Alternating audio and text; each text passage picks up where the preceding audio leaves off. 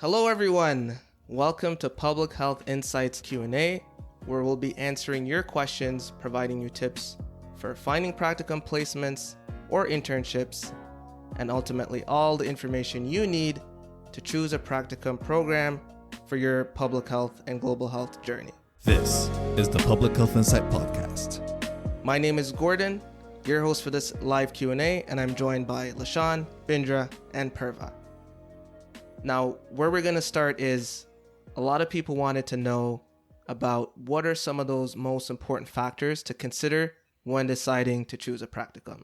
Very valid question. There's probably no right or wrong answer. It might look a little bit different for different people. So the first question along those lines is, and I'll throw it over to Lashawn first, is how do you identify your area of interest?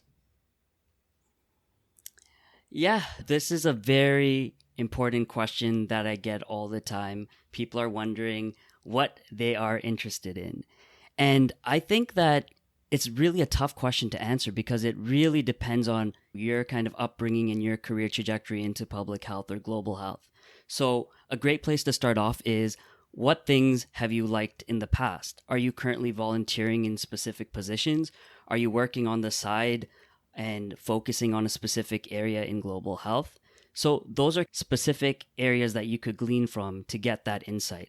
But I also want to point out, and this is the route that I took too, is that just because you're comfortable with a specific area and you have a lot of experience and you really like that area that you're working in right now, there's still a lot of value into exploring areas that you don't know anything about. And that's the route that I took when I was doing my Western MPH Masters. I did a practicum in Thailand focusing on the double burden of malnutrition among Thai children under the age of 5. So definitely outside the realm of what I thought I would be doing going into the MPH, but I kept an open mind and I wanted to try different things that I was unfamiliar with. How about you, Bindra? How do you find your niche?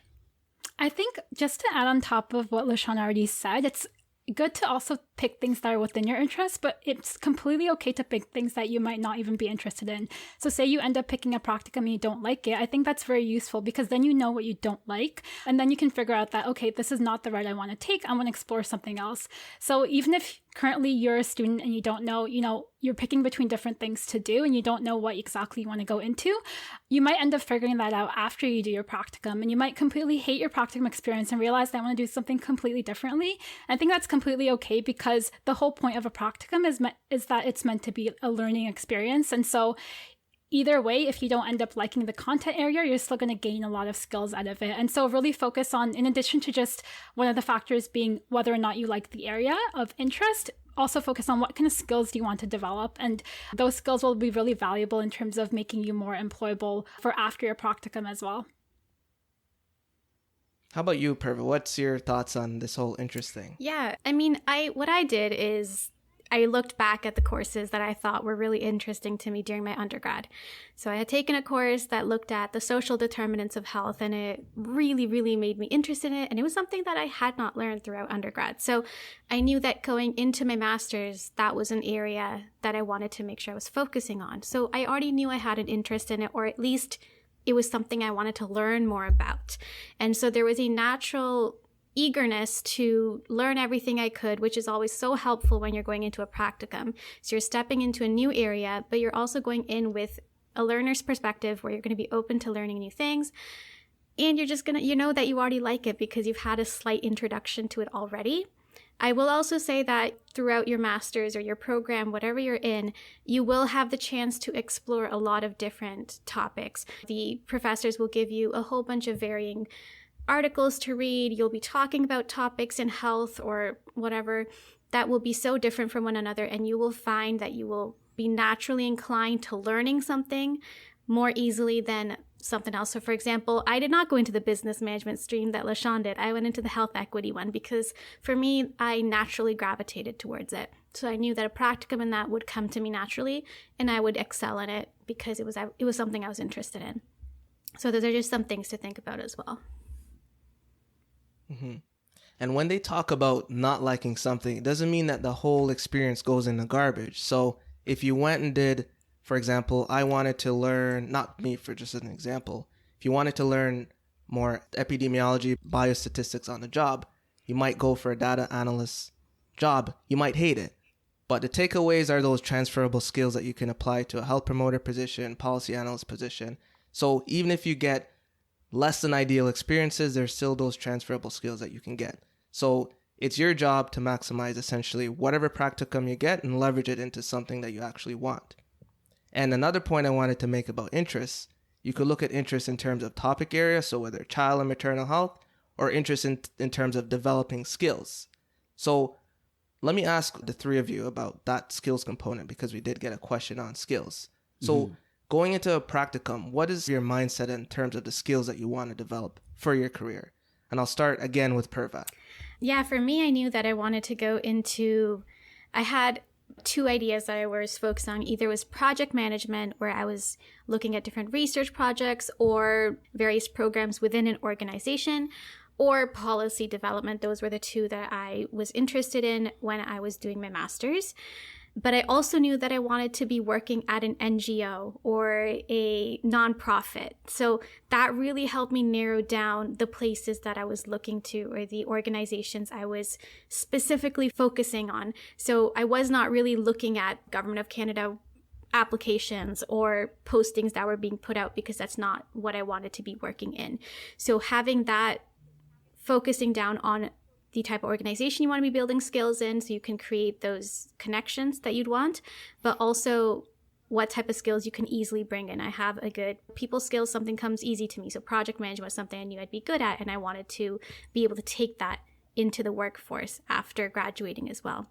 So thinking about the type of job you'd want to be doing ideally after graduating and working backwards, and thinking about what type of skills you need to develop in order to get that job is a really good way to think about the practicum and approaching the type of roles you want to be getting. Awesome. And Bindra, I'll toss it to you in a different perspective. So one of the questions we had too is, what is more important to prioritize when choosing a practicum placement or an opportunity? Is it the skills that you want to develop, or the reputation of the organization? That's a really good question. I think this was something I struggled with as well while I was trying to pick out which practicum I wanted to pick. And something that I really focused on was the skills I want to develop. I think that was my main priority, because I realized that I could transfer those skills in any other jobs I wanted to do. But I also kept in the back of my mind that the organization is important, because while you're at that job, you want to make sure that you're developing those connections along the way and really thinking about that end route of where you want to end up. So for me, I actually lucked out because I kept that organization aspect in mind, and along to the skill aspect, I was able to get like a contract even after my practicum, because of this connections that I developed throughout my practicum experience, and really network throughout my experience in addition to just developing those skills. So I think it's important to keep in mind what your end goal is, and that will really help you carve out your path in terms of when you're doing your practicum, whether you want to focus on just the skills or whether you see yourself working at that organization afterwards. Then maybe you really want to focus on the reputation of the organization piece and see if you're going to be able to make those connections there to help you develop your career even after the practicum. So I think it really depends on what your end goal ultimately might be. Mm-hmm. And LaShawn, Bindra kind of talked about end goal there. So how can a practicum help shape your end goal? Yeah, that's a really great question. And before I get there, I want to just touch on a couple of things that everyone else has mentioned here. So I think everyone in this room is maybe they're at a different stage of their practicum journey right now. And I know that a lot of them, especially those at Western MPH, are having to decide tomorrow. So they're going through a list of different practicums and figuring out what is right for them. So touching on some of these main themes that we've been discussing, the job-specific description and responsibilities. Look through those different descriptions and find specific skills that you think can help you with that end goal, like Gordon just asked me. Is there a specific qualitative research skill that you're looking for? Is there a specific quantitative research skill that you're looking for? Try putting yourself in those positions. Now, you're also balancing that with different other dimensions of picking a practicum, like Bindra mentioned, looking at your organization, the reputation within that organization. Is there room for mentorship and opportunities for growth? So those are things you want to look at as well. And then things you could just cross off your list right away. Your geographic location. Does it require you to go to Narnia, wherever Narnia is? Like you could cross that off the list if you're not trying to go to Narnia, right? And remote or not remote, that might be a deciding factor. Use that as a filter to get through these jobs. Paid or not paid. Do you have the means to do an unpaid practicum? Or does it have to be paid? So that's another filter you can apply. And then there are other expenses that will be incurred, like travel, living accommodations, etc. So if it's not a reality within your given situation, that's something to consider. And the final kind of aspect to that is, what are your friends, your family, your colleagues, and other people who are working at that current organization saying about the organization? Is it a great environment, or is it kind of meh? So those are just kind of other factors. And I think all of them come together, but I think, like Gordon mentioned, that end goal of where you want to take your career, always break it down to things you can extract from that practicum. And it could be those soft skills, communication, leadership, teamwork, or it could be more technical skills like marketing, project management, or data analysis. So just make sure that you're targeting those different skills and considering your end goal at the same time. Precisely. And just as an example, I'll give you an example with my life story. So I was married. I was more of a mature student in my cohort. I needed a job immediately, right away. I didn't have any time to waste and explore. So one thing I did in my MPH is to talk to people, network with them. And one thing I found out, what's the most common job for an entry level for an MPH grad? And then someone I spoke to at a health unit who's in a senior management position told me health promoters.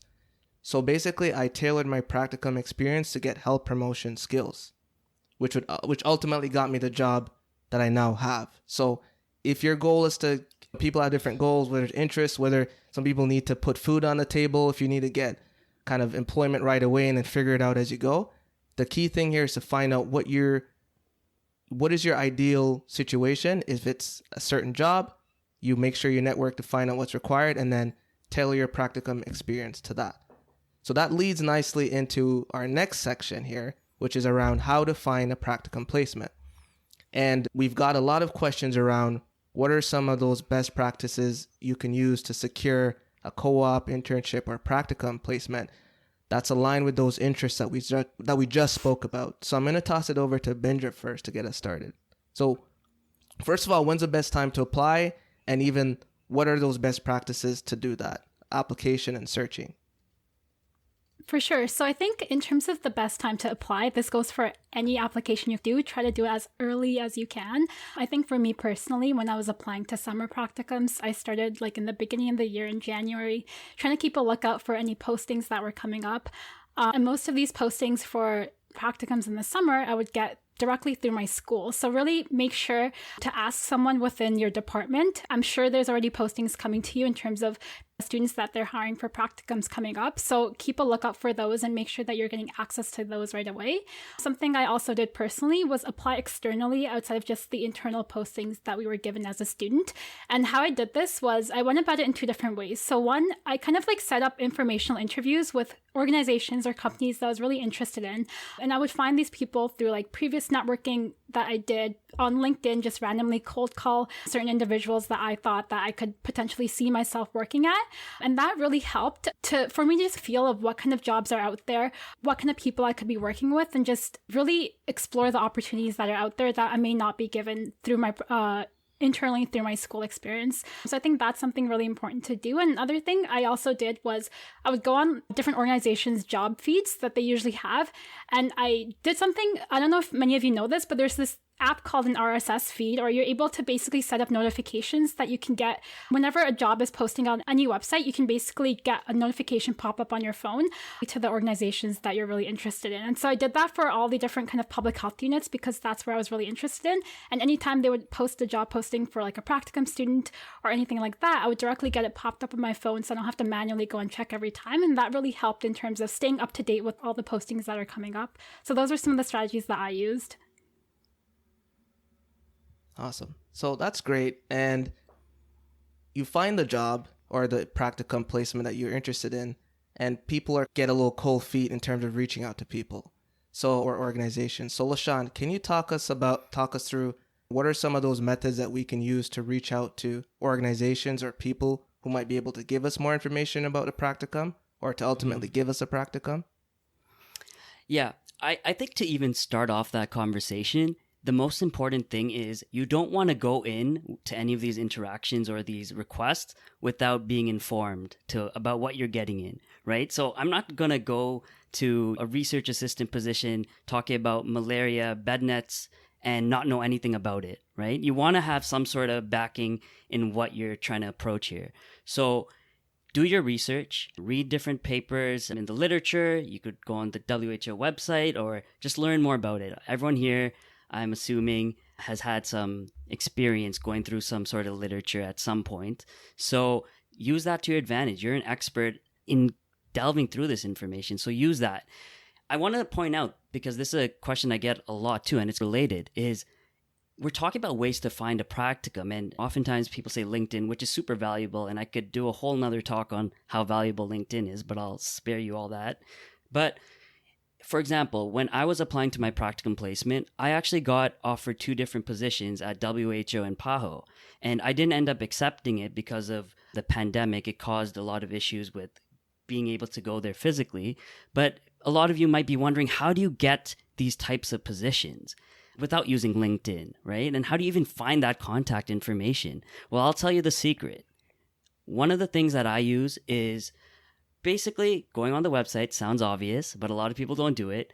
Go find a topic you like, whether it's heart disease, strokes, heat strokes, like whatever your specific topic is. WHO probably has a topic area and a website space dedicated to that. Now, the step people fail to take, I find, is go into their documentation, okay? They usually have some sort of report for 2021 or 2020, and they have a report with the findings to date about that specific public health or global health issue. Now, once you click into that booklet and you scroll down, there's actually contact information from people at WHO. And sorry, WHO, if you get a lot of emails right now, but they have contact information directly to some subject matter expertise related to the projects going on at WHO. What I did was literally read those documents, white papers that are on the website. I was informed about it, and then I reached out. I curated a nice and detailed email directly at this person's contact information that I found, and I got an email back, right? For all the times I tried, I got an email back. So no one really utilizes that way of going super in detail and finding this random contact information. But what you'll find is that for a majority of public health and global health organizations, they have some sort of white paper, they have some sort of documentation, and they have some sort of contact person. And who better to contact, right? You don't want to go through HR because they might not know the specifics of any given research project or whatever placement's going on. You want to get to the source. And I find that's highly effective. Once again, sorry, WHO. Sorry, not sorry. So I was lucky in that when I was doing my practicum, there wasn't this whole COVID thing and online practicum placements. But I know, Purva, you experienced a bit of that. Yeah. So do you have any tips and stuff you could share? Oh boy. So it was a bit of struggle because I had a practicum lined up in Seattle that was basically 100%, almost 100% through. I was just trying to figure out visa. And then 3 weeks before I was like leaving the country, everything got canceled. So it was very difficult to be trying to find a practicum so last minute. I know the pandemic is still happening, but you guys are in better place than we were in 2020 because so many organizations have created the platform and the means to do remote internships. At the time, the organization I was supposed to go with just put their hands up and they're like, nope, it's against our policies. All our internships have to be in person. 6 months later, they were offering online internships after I had graduated. So these organizations now for the last 2 years, they've put that into place. And even though so when I was struggling to find an internship, I really did reach out to contacts that I had made over the year, people that I had met at conferences, professors that I knew who had not side jobs, so to say, but they had other organizations that they worked with outside of just the university. And that's how I found my placement with the Humanitarian Health Ethics Group, or research group. One of our professors was doing a project there with refugee health and specifically on palliative care, which I did get to learn a little bit about in one of my refugee health classes. So I had the background understanding, I had a bit of interest in it already, and I made the connection really quickly and was able to find something, and she was able to tailor a project for me because it was so last minute. However, for you guys, when you're in a place where, remote internships are a thing now, I did something very similar to LaShawn's, and I think this is a tactic that can be used for applying for remote internships just as well as in-person ones as well. And I wasn't looking too much on the who as detailed as LaShawn was, because again, I was looking in different places. But what I did find is that when you go and read research articles, so I was really interested in maternal health. So anytime I found some topic that was really detailed about maternal health and was something I was interested in, every single research paper will have a point of contact on who you can reach out to talk about that paper. And it will either be a PI or it will be someone who is heavily involved in the actual research project. And you can email them and say like, hi, I'm so-and-so, I'm doing this, or I'm looking for a practicum, I'm the student at this, program. And they will 100% email you back as long as you, again, have read the paper and you include a bit of a blurb about what you found cool about it. So, do your research and try and find these little ins. Go onto research articles, go onto organization websites. Some of these organizations don't put their listings on LinkedIn or on Indeed. They'll just put it directly onto their website and hope for the best. And then they get the applications they need. But, what I did is I did something similar to what Bindra did is I did not know this RSS feed hack, so that's really good that you guys get to know that. But I just bookmarked all the organizations. I had about 10 organizations that I found really interesting. I was hoping to go to Seattle for my practicum because it has a really great global health hub there. There's so many organizations there. So I had a list of 10 organizations I checked on the daily, and I looked on their website, and I just was always looking for what postings they had. And most of them, I think 90% of them, never posted on their LinkedIn websites about a posting. It was only ever on their website. So don't rely too heavily on job posting websites. Make sure you're trying to narrow down to specific organizations.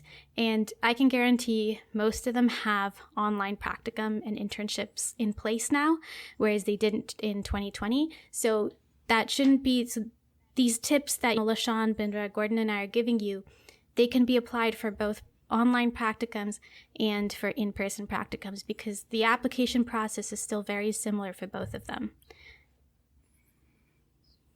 So just to hop in here, I know Simi in the chat is asking how to find the perfect internship, as I am really struggling to find one in Brisbane, Australia. So do you all have any sort of specific advice to Simi? I will say that being in this space right now with the pandemic, one of the upsides is that you're not restricted by geography. So don't look just in Brisbane, Australia. If you're okay with working remotely, which I know we've been doing for 2 years, but honestly, you learn a lot of skills, especially if you're in public health and global health. Doing an online practicum is going to help you. It's a very good skill to have. Try and narrow down to organizations that are specific in skill sets that you want or the areas that you're interested in. And also try and look for organizations that are big and small. Don't try and aim too high. It's always good. But the smaller organizations will also give you just as good learning opportunities.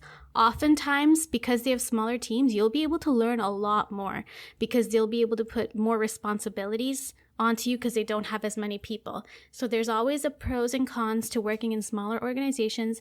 I personally think it's a great idea. So try and look diversely and how big the organizations are. Don't try and look for something that's only internationally known. There might be local stuff that you can look into too.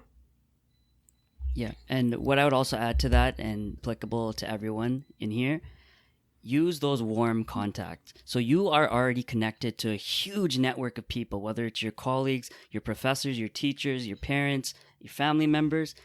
They probably have connections and they could facilitate that conversation.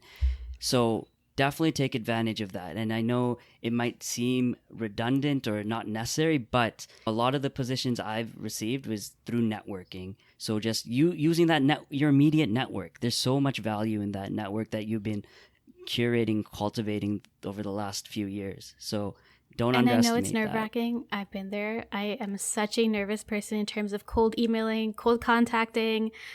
It still scares me, but treat it as a learning process. And this is a skill you're just going to have to know. You can't go, you just have to know how to network and cold email people. So treat it as a learning process. There's going to be some trial and error, but don't think of it as this huge task. Treat it like a class and try your best. Yeah, definitely. All right. So another question that we received as well, that's kind of more relating to actually applying for a practicum. So maybe you found ones that you like and you're taking the step to start applying for practicum placements. So one general question we had, and I'll toss this to Bindra first, is how can I put an excellent application for practicum placements and stand out amongst other very talented applicants? How do we do that? For sure. So I think one of the main things you need to do when you're applying is really look at the posting if you're applying from a job posting, look at what exact skills they're requiring and really reflect on how the skills and experiences that you've built throughout your master's really cases or exemplifies the responsibilities that they're looking for in a candidate. And so really tailor your application to, okay, you're looking for XYZ, like program evaluation, research skills. What skill did I learn during my master's that shows that I have these skills and that I can contribute to this organization? And really put that on your application and talk about how that position or that organization or that experience itself will help you in your career path. Really focus it on how you're going to get the most out of that experience and how it's going to be beneficial for you. Because I know at the end of the day, the practicum employers who are hiring you, they also want to help you. They want to help you build your career journey. And so if you can tell them that this is how this practicum will help me within your application, that will be really helpful to help you stand out as a candidate as well. Mm-hmm. Oh, 100%. And just from my experience as a hiring person on the back end, I've been able to supervise a lot of practicum students in my current position as community manager. And, when I read through these applications, you got to make sure that you tailor it to the position, like Bindra said. It's so easy to spot when you're sending your generic CV and cover letter. Nothing is fine-tuned to the position. At least make that effort to include keywords, key skills, key phrases from the job description that was put out and incorporate that and tailor it in a meaningful way that also gets off to what Bindra says about showing why this would benefit you and how you could benefit the organization and why you're passionate about it. Because, it's just so easy to see when you're just kind of sending mass CVs and cover letters. I know it's time consuming. I know you're strapped for time, but it's so easy to tell. And if you really, really want that practicum placement, you really, really want to stand out, it's worth to go the extra mile. Indeed. And it just kind of shows when you don't take that effort, maybe you miscommunicate that you don't understand what's expected from you in the position. So you just have to make sure a large portion of an application can be templated, but there are times where points in the resume or cover letter where you need to be a little bit more specific. One example I'll give you from even mine is I went to Western MPH and there's an internal placement process, and we had a fun exercise where we mapped out where everyone was going to pick as their first choice on a board. And for example, there were some infectious disease jobs, and in the field of infectious diseases, they tend to prefer people with clinical experiences such as nurses, doctors, you name it. So I automatically, based on the competition that was there, I just pulled myself out of the hat for that position and looked somewhere else. If I had to do it again and I really wanted that position, I would have to sell what I bring as something distinct and different from them that would add value in a different way. So if I had to go back and do it again, I probably would have still applied, but I wouldn't have tried to compete. Well, I have clinical experience or whatever. Maybe I have expertise in digital marketing or project management or something that I can bring to the table. So focus on what is required of a job position and focus on the uniqueness of you and how that can be transferred to the position you're applying to. Yeah, I think that's a great tip, Gordon, because I think we get caught up in, these type of people are going to apply, or they're looking for people that have these type of skills. I need to showcase that I have them too. I'm sure you do at a certain level, but again, you've got skills that are unique to your experiences and your knowledge and your life experiences. So try and hone those in and explain that in your CV and really tailor it to the job. And one thing I will say, the job applications that I always got the best results from, or like internship applications I got the best results from, were the ones that I really put my passion into the CV or into the cover letter. Like, you can yourself tell when you're writing a cover letter when you're really, really feeling and wanting this job versus when you're applying for the sake of applying. If you can tell it, the other person can 100% tell when it's that case. So try and really put your passion into the application that you are writing, and they will see it. And sometimes I've had it happen for me where if they weren't able to accept me for that job, they were able to refer me to someone else who has a similar position that has a slightly different topic. And that is mainly because they see that passion in you and they know that you want this really badly, and they don't want that fire to go out, and they will refer you elsewhere. Yeah, and one more kind of technical tip just to add. When it comes to these cover letters, there's a bunch of ways to do it. There's no one given way to do it, but it becomes painfully obvious how much time you spent on a cover letter, right? So I've received cover letters that are just like a couple sentences long, and then you have like an essay. So like obviously more work was put into one, and I'm not saying that quantities means better. I'm just saying that I think you could find a good place on that cover letter, like a good solid piece of work that gets across all the points you want to get through while showing your unique self. Mm-hmm. Yeah. Any questions from the chat, LaShawn?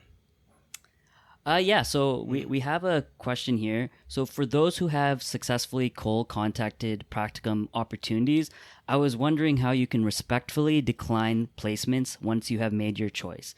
I'm concerned about leading on potential supervisors when I'm wanting to see what opportunities exist. Any thoughts about that? So I was in a very similar situation where when I was applying to practicums, I had set up a bunch of informational interviews with like organizations that I was interested in.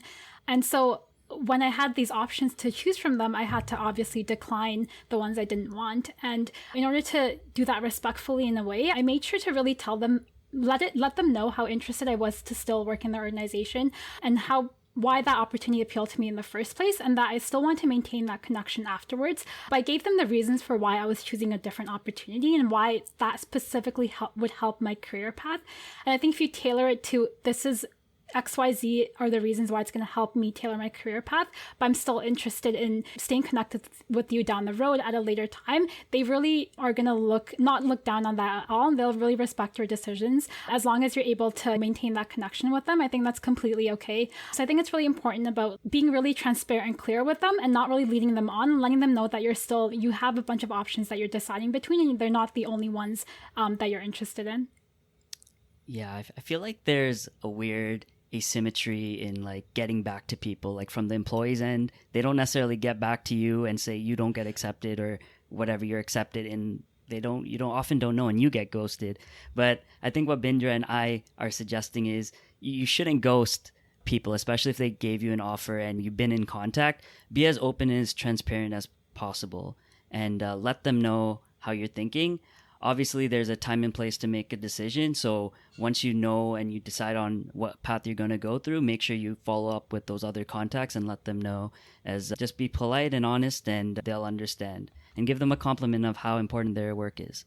Yeah. They like that. I know they like that. And a quick note on that too. I think it's even more critically important is if you had gone to someone who then went out of their way to then find a place for you in an organization or a practicum, and then you don't respectfully respect the effort that they went through to get you a practicum, that deserves an even more tailored letter of appreciation as to why you're not going to take that position and how appreciative you were of that. Cool. And we got another question here. If we are applying to a practicum that we don't meet all the requirements, what do you recommend in terms of how to present our interest to the position? Play up your strengths 100%. You're not going to meet, I mean, at least most of the jobs and practicums I've applied to, I've never met all the requirements, and I don't think they expect you to. That's a lot of things to checkbox, but play up the strengths that you have and really highlight, as Gordon said earlier, what makes you a unique applicant. If they're asking for, I don't know, some type of promotional or communication skills, you don't necessarily have formal training in it, but say you had a blog that you did for a couple of years and it did really successfully. That may not be the same thing, but you can showcase that you have some type of communication skills. You've done some type of knowledge translation. Even if it's not in the field of health, you have that skill and you can use that. I don't think any experience is too small to talk about. Similarly, if it was a project that you did in school, they know you're a student. You can talk about your experiences from school. There were times where I was applying to maternal health organizations. I talked about the policy brief assignments that I wrote or the essays that I wrote, because those showcase that I have a certain knowledge in that area and that I have writing skill sets and I did well in that assignment. So they know you're a student.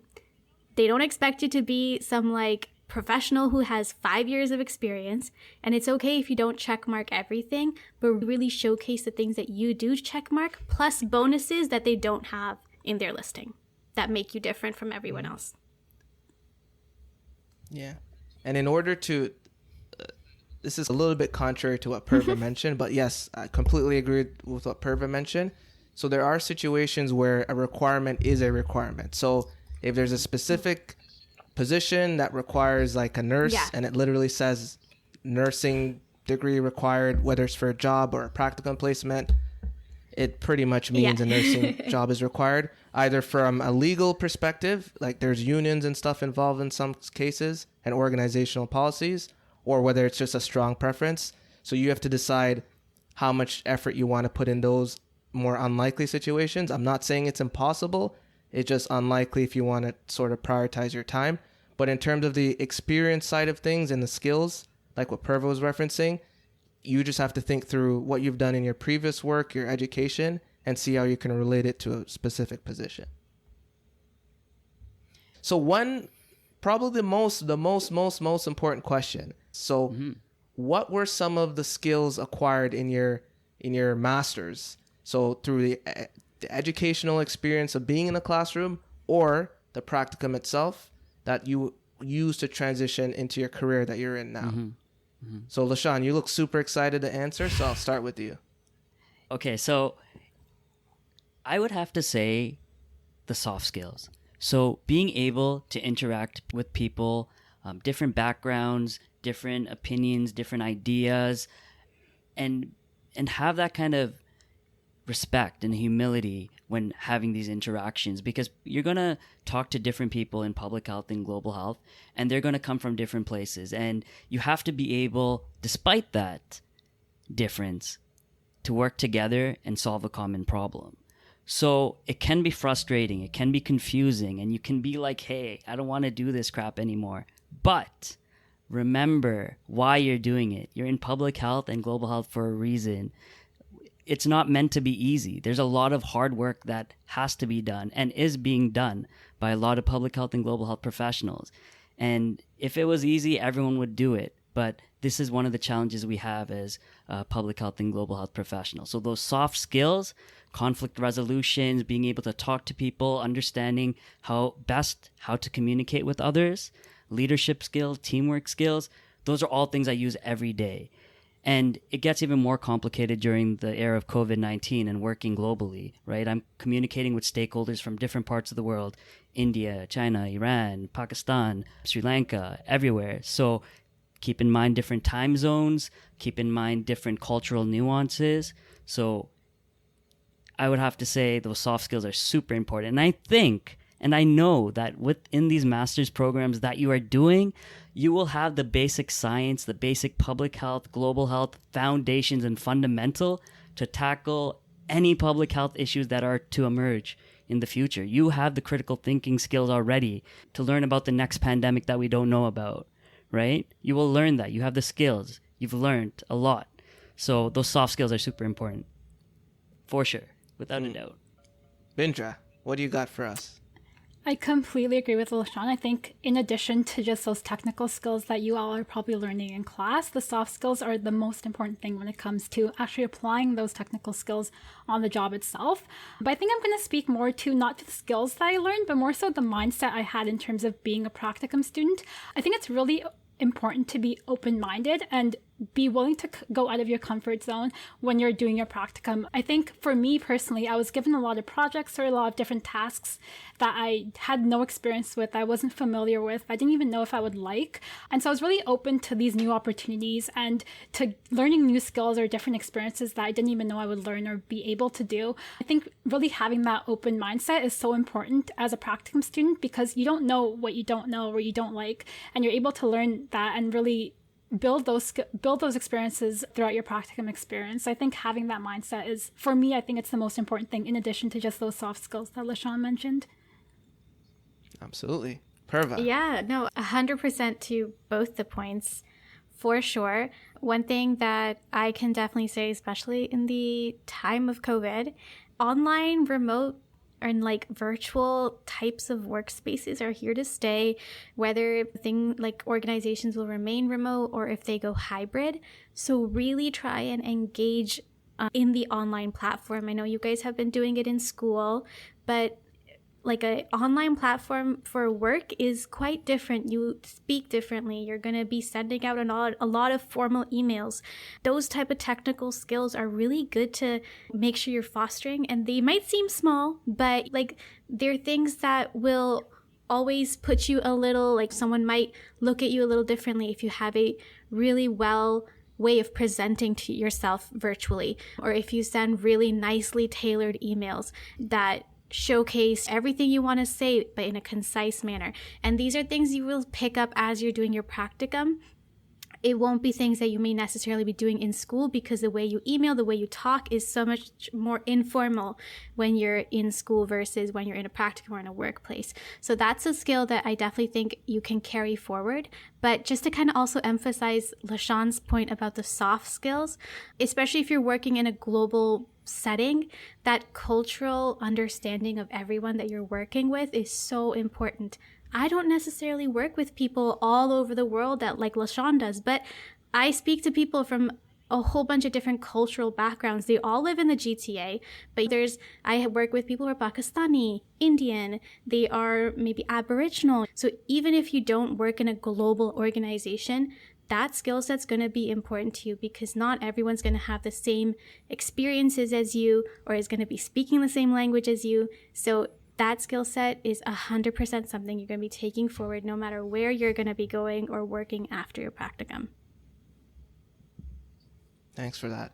And I'll be really quick. I had two main takeaways. And the first one was sort of confidence to practice in public health, but at the same time, not feeling like you identified a lot of gaps where you could enhance the practice of public health.